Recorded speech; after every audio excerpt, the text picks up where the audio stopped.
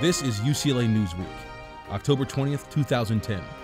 In this edition, Matthew Kahn and Jim Newton on California Proposition 23. It would result in an almost permanent suspension of AB 32. A win-win is easier said than done.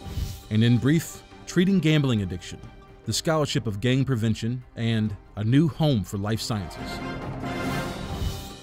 In this election special, environmental economist Matthew Kahn and journalist Jim Newton give their take on California Proposition 23. So it's, for anyone who supports AB 32, Proposition 23 is clearly a non-starter. Prop 23 is this initiative which, if it's passed, it would suspend California's AB 32 until the state's unemployment rate falls below 5.5%. Given the state's current unemployment rate, it would be years until California's AB 32 could go ahead. And the reason this matters to environmentalists is California's AB 32 is this leading piece of legislation pushing the state to combat climate change and to reduce its greenhouse gas emissions. Proposition 23, I really think, is a stalking horse proposal.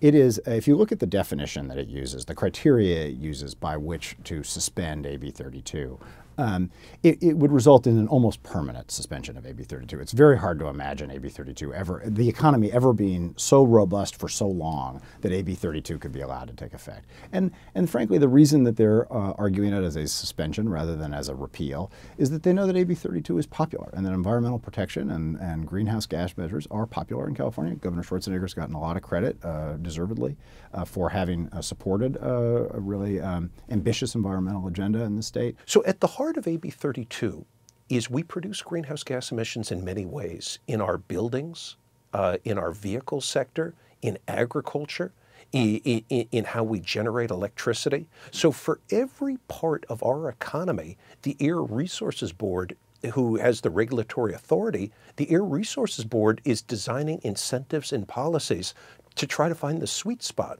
of how to simultaneously achieve carbon mitigation goals while encouraging economic growth. A win-win is easier said than done.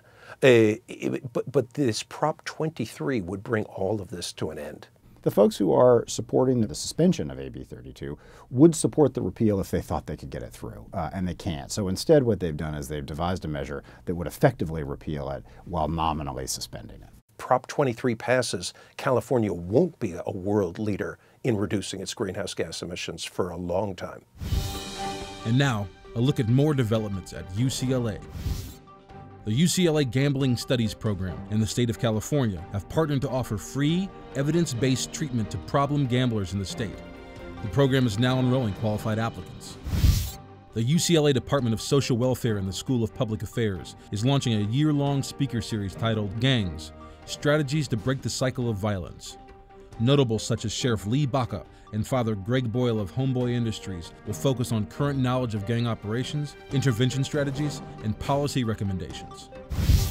Thanks to a $50 million gift, the new Terasaki Life Sciences building will open Monday, October 25th. And we seem to love to collaborate. And that's the way the discoveries of the 21st century are going to come about. They're going to come about when people of different but related backgrounds within the life sciences are actually interacting with each other. The facility will house hundreds of researchers conducting integrated, state-of-the-science exploration. For more on these and other stories, please visit newsroom.ucla.edu.